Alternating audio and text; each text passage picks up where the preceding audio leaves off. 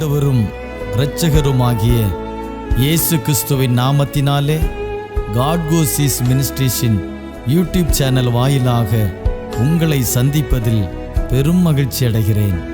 தேவனாகிய கர்த்தர் இந்த மாதத்திலே தம்முடைய வார்த்தைகளை நிறைவேற்ற உண்மையுள்ளவராயிருக்கிறார்.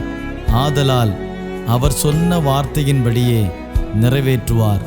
நாம் கண்ட எல்லா துயரங்களுக்கும், சூழ்நிலைகளுக்கும், பிரச்சனைகளுக்கும், கடன் பாரங்களுக்கும் பலனாக தேவனுடைய வார்த்தையை பிடித்து கொள்ளுவோம். நிச்சயம் தேவனாகிய கர்த்தர் தம்முடைய வார்த்தையின்படியே நம்மை ஆசீர்வதிப்பார். இந்த 2வது மாதத்திலே ஒவ்வொரு நாளும் தேவனுடைய வார்த்தையை கேளுங்கள், அறிக்கை செய்யுங்கள், விசுவாசியுங்கள்.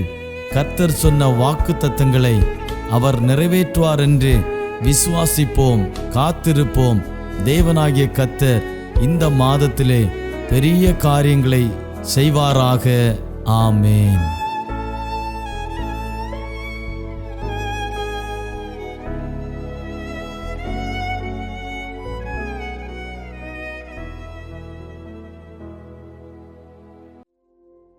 ஆண்டவரும் அருமரட்சகருமாகிய இயேசு கிறிஸ்துவின் விலையேறப்பெற்ற நாமத்தினாலே உங்கள் யாவருக்கும் இந்த காலை நேரத்தில் அன்பின் வாழ்த்துக்கள். தொடர்ந்து ஒவ்வொரு நாளும் ஆண்டோடைய வார்த்தையை கேட்டு பயன் பெற்று வருகிறோம். ஆண்டோடைய நாமத்திற்கு மகிமை உண்டாவதாக. இன்றைய தினமும் வேதத்திலிருந்து ஒரு பகுதியை வாசித்து கர்த்தருடைய வார்த்தைக்கு நேராய் கடந்து போகலாம். சங்கீதத்துடைய புத்தகம் 62வது சங்கீதம், அதனுடைய 5வது வசனம் இப்படியாய் சொல்லுகிறது: என் ஆத்துமாவே தேவனை நோக்கி அமர்ந்திரு, நான் நம்புகிறது அவராலே வரும். நான் நம்புகிறது அவராலே வரும். எனக்கு அருமையான தேவனுடைய பிள்ளைகளே, இந்த 62வது சங்கீதம் ஏறக்குறைய 12 வசனங்கள் அதிலே இருக்கிறது. இந்த 12 வசனங்களையும் 3 பிரிவுகளாக பிரித்து நாம் தியானிக்க முடியும். 3 பிரிவுகளாய் பிரித்து தியானிக்கும் போது இந்த சங்கீதத்துடைய தலைப்பு இப்படியாய் சொல்லுகிறது: நம்பிக்கையிலே காத்திருக்கிறது. நம்பிக்கையிலே காத்திருக்கிற என்றதான் ஒரு தலைப்பிலே இந்த சங்கீதம் எழுதப்பட்டிருக்கிறது என்பதை அறிகிறோம்.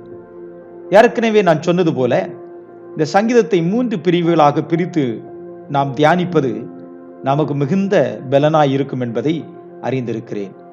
தலைப்பு சொல்கிறது போல நம்பிக்கையிலே காத்திருக்கிறது. தொடர்ந்து அதனுடைய 1வது வசனத்திலிருந்து 4வது வசனம் முடிய தாவீது விசுவாசத்தில் காத்திருப்பதை குறித்தும், 5வது வசனத்திலிருந்து 8வது வசனம் முடிய அவனுடைய எதிர்பார்ப்பு எல்லாம் தேவனிடத்தில் மாத்திரமே இருக்கிறது என்பதை குறித்தும், 9வது வசனத்திலிருந்து 12வது வசனம் வரை நாம் வாசிக்கும் போது இந்த மாயமான மனிதர்கள், இந்த மாயமான உலகத்தில் நம்பிக்கையை வைக்காதபடி கர்த்தர் பேரில் நம்பிக்கை வைத்திருக்கிற ஒரு தாவீதையும் நாம் இங்கே பார்க்கிறோம். மறுபடியும் நான் சொல்லுகிறேன், 3 பிரிவுகளாய் நாம் பிரித்தோம் அல்லவா?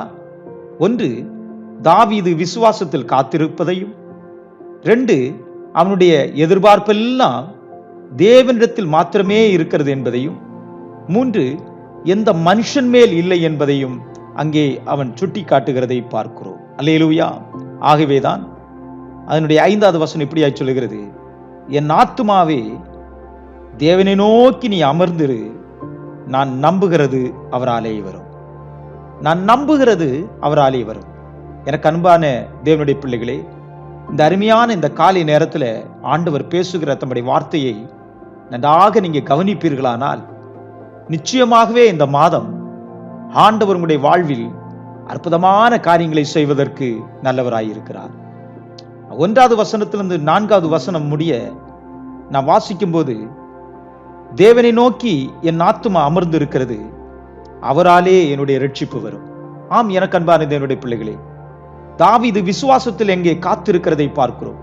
தேவனை நோக்கி என் ஆத்துமா விசுவாசத்தோடு காத்து அமர்ந்து இருக்கிறதை, ஆமேன் என்பதை அங்கே ஆமீன் ஸ்தோத்திர தாவீது சொல்லுகிறதை பார்க்கிறோம். விசுவாசத்தில் காத்திருக்கிற அனுபவம் வெறுமனே காத்திருக்கிற அனுபவம் அல்ல. வெறுமனே அமர்ந்திருக்கிற அனுபவங்கள் அல்ல, தேவன் பேரில் உள்ள விசுவாசத்தோடு காத்திருக்கிற அந்த மகிமையான அந்த அனுபவத்தை நான் இங்கே பார்க்கிறோம். தாவீது விசுவாசத்தோடு காத்திருக்கிறதை பார்க்கிறது மட்டுமல்ல, அவனுடைய எதிர்பார்ப்பு தேவன் பேரில் உண்டாயிருக்கிறது. அவனுடைய எதிர்பார்ப்பு தேவன் பேரில் உண்டாயிருக்கிறது. விசுவாசம் வெறுமையாய் அல்ல, விசுவாசமும் நம்பிக்கையும் எதிர்பார்ப்பும் என்னோட ஆண்டவராகிய இயேசு கிறிஸ்துவிடத்தில் ஆமென் என்பதை அவன் சுட்டி காட்டுகிறதை பார்க்கிறோம். நம்முடைய வாழ்க்கையிலும் வெறுமையாய் காத்திருக்கிறோம், வெறுமையாகவே காத்திருக்கிறோம், வெறுமையாகவே போய்கொண்டிருக்கிறோம். ஆனால் எனக்கு அன்பான தேவனுடைய பிள்ளைகளே, உடைய காத்திருப்பு வெறுமையாய் அல்லாமல் உடைய காத்திருப்பு தேவன் பேரிலே இருக்கட்டும் என்பதை தான் இந்த சங்கீதத்திலிருந்து தாவீது ஆமென் ஸ்தோத்திரம் சுட்டி காட்டுகிறதை பார்க்கிறோம். அதனுடைய 9வது வசனத்திலிருந்து 12வது வசனம் முடிய நான் வாசிக்கும் போது, இந்த உலகத்தை சாராதபடிக்கு, உலகத்தின் மனிதர்களை சாராதபடிக்கு, நமக்கு உதவி செய்கிறேன் என்று சொன்னவனை சாராதபடிக்கு தேவனையே சார்ந்திருக்கிற ஒரு அருமையான அனுபவத்தை பார்க்கிறோம். அதனுடைய ஆமென் 9வது வசனம் இப்படியாய் சொல்கிறது, கீழ்மக்கள் மாயும் மேல் மக்கள் பொய்யுமே, தராசிலே வைக்கப்பட்டால் அவர்கள் எல்லாரும் மாயையிலும் லேசானவர்கள் என்பதை வேதம் சொல்கிறது. இந்த உலகத்தில் இருக்கிற மனிதர்கள் மிகவும் லேசானவர்கள், நம்பக்கூடியவர்கள் அல்ல, நம்பிக்கைக்குரியவர்களும் அல்ல. இந்த அருமையான நாளில் நம்பக்கூடியவர், நம்பிக்கைக்குரிய ஒரு அருமையான தெய்வம் ஆண்டவராகிய இயேசு கிறிஸ்து உண்டு என்பதை யாரெல்லாம் நம்புகிறார்களோ, யாரெல்லாம் விசுவாசிக்கிறார்களோ அவர்களுக்கெல்லாம் ஆமென் ஸ்தோத்திரம் ஆண்டவர் நன்மை செய்வதற்கு நல்லவராயிருக்கிறார்.